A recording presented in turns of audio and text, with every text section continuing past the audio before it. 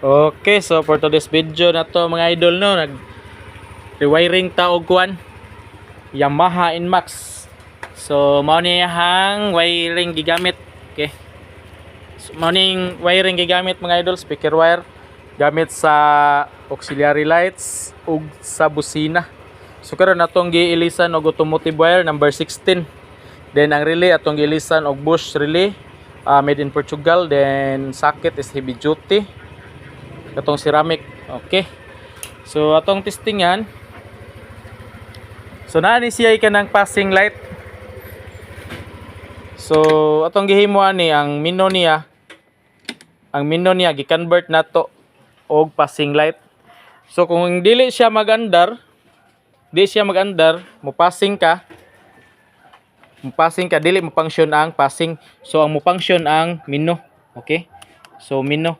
Karon nag-andar, pinigpa-andar na nimo. Paandar na ka. Dili na mugana ang mino.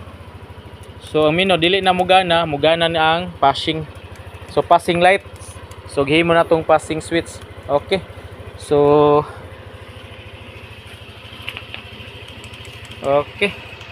So yang headlight musiga.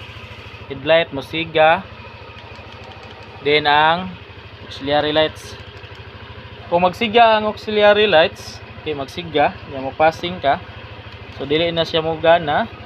Ang mugana is ang headlight na lang. Okay, then dual contact horn.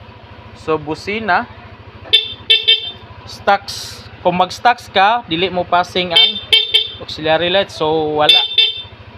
Dayon kung mag-pop up ka, so mo passing na siya.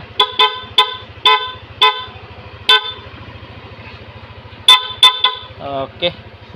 Di mo passing ang headlight, ang mo passing ra ang auxiliary lights. Okay. So sa mga ganahan magpahimuan ni mga idol no, kining ang mino button or mino switch atong himuong passing light switch. So available na kita, napatay daghang module ani. Okay. So salamat.